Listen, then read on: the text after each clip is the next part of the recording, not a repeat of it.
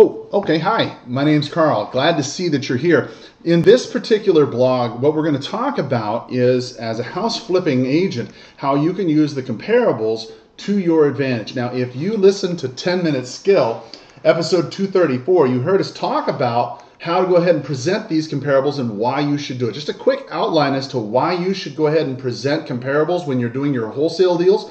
Well, it's pretty simple. The first reason why you want to do it is because it establishes your authority in knowing what the values are. So first of all, it lets the seller know that you're not exactly some guy who just fell off the turnip truck. You don't know everything about the market, but you know this much, and this much is that your home's not worth that. That's the first thing. Second reason why is so that they can go ahead and to start to dispel the myths that they have about the value of their home. Because every homeowner, myself included, we think that their home's worth a lot more than it actually is. And then the third reason, of course, is to go ahead and demonstrate to them how the market itself has changed. It's fluid. And just because what you bought 6 months ago, 7 months ago, 10 months ago, what your neighbor sold their home for, doesn't necessarily mean that's exactly what you're going to get today. So in this short video, what I'm going to talk with you about is essentially the package that I use with my sellers and how to go ahead and help them understand this process. So in this, if you've been following along with House Flipping Agent, you know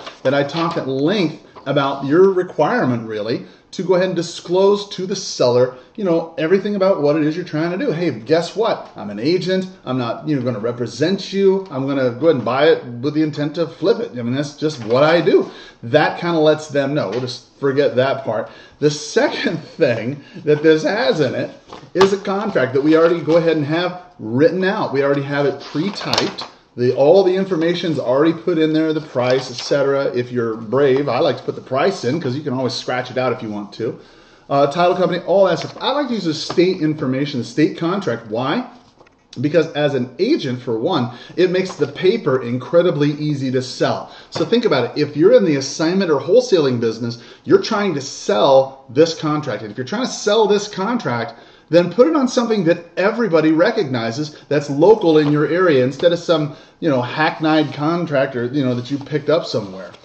Next, in that 10-minute skill, I talked about how you needed to have a certain amount of comps. You didn't want to have a billion of them because it would confuse the seller. What I said you wanted to have was a subject, then 3 actives, and 3 solds. That's really what you needed. Then I mentioned how we were going to go ahead and demonstrate that to the seller.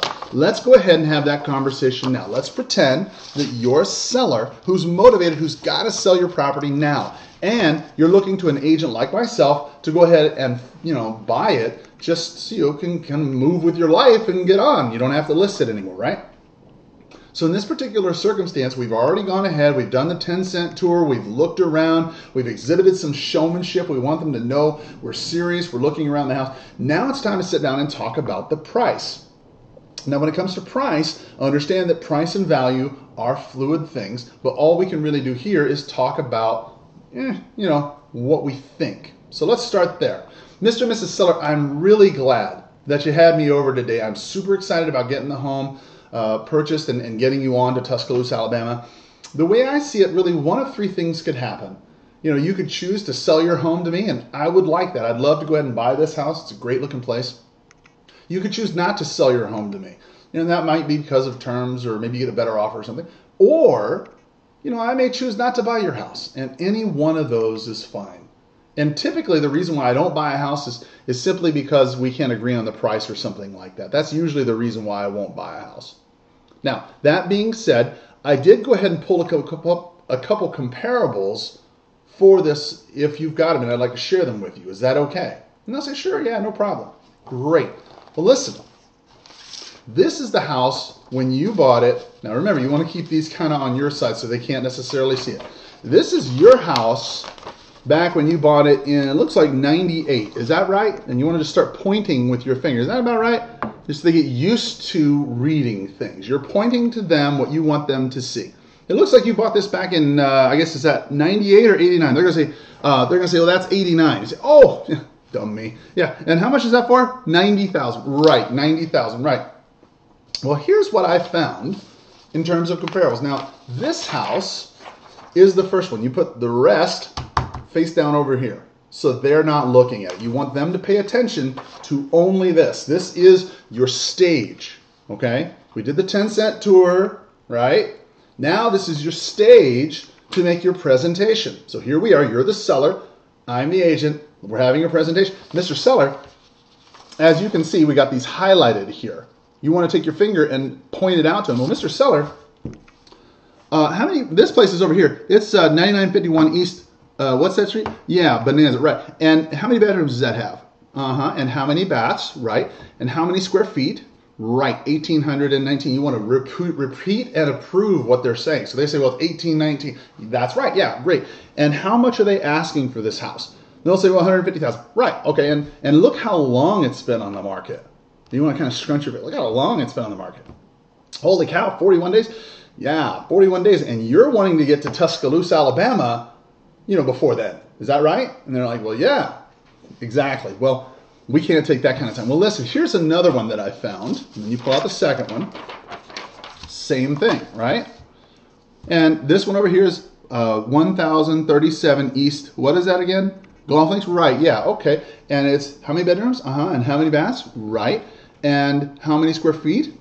Great. And when was it, how much did they ask for it? Right. And how much did they've been on the market for 38 days? Yeah, see, you need to get to Tuscaloosa. See, this home, a lot like yours, but you can see it's starting to take a little bit longer. As you go through the actives with the seller, by the time you get to the third, all right, now let me move the camera a bit, it should look something like that to your seller, okay? So that all the actives are closest to you. Their subject, the property, is closest to you, then the actives. Now we're going to put the solds closest to the client. Mr. Seller, this is one of the ones that I found that is a lot like yours as well. Are you familiar with this property? And you just set it down right in front of him. And how many bedrooms does that have? What's the address of that one? Oh, yeah, it's on Giovanna, right. And how many bedrooms? And how many baths? Right. How many square feet? Right. And look how long it took them to sell. 47 days. Ouch. Yeah, that's not good. And you needed to be in Tuscaloosa by the end of the month. So are you starting to see how price is starting to affect this, Mr. Seller? Here's another comparable. And as you're lining them up, and you finally pull out the last one, look at what they're facing now. Okay? These sold comparables with their prices are right there in front of them. Then they have the active properties, which represent what's currently on the market, their competition, which is not ARV. Then they have their property, which is what they buy it for.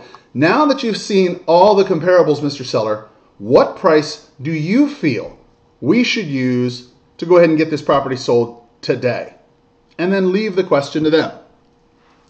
Now, once you've done that, once you've gone ahead and said, well, Mr. Seller, now that we understand what the market's doing, what price do you feel would be a fair price for your property today if I was to pay all cash, close as is, take it, pretty much the way it is, with no closing costs, no commission. What price would be fair to you? Now, don't worry, whatever they say, that's going to be something like, oh, we want way too much. It's going to happen. Okay, that's just an education process. You want to go right back into the script, right back into the presentation, use the pawn shop presentation, as we mentioned before, talking about the retail value, the difference between a retail price and a pawn shop price, and then use the comparables here in front of you to demonstrate the difference. So hopefully this has been a pretty good example on how you can go ahead and use comps to help establish a sales price for yourself as an agent or as a wholesaler. If you're an agent, it's a lot easier because you have access to the MLS. But if you have access to the MLS anyway, you may want to go ahead and start using this in your practice. I think what you'll find is better prices, less arguments, and a whole lot more money. If that was of value to you, then please do me a favor. Like us on Facebook, check out 10 Minute Skill, our podcast, and let your friends and agents know if you think this was something of value. Thank you so much for paying attention, and have a powerful selling day. Bye-bye.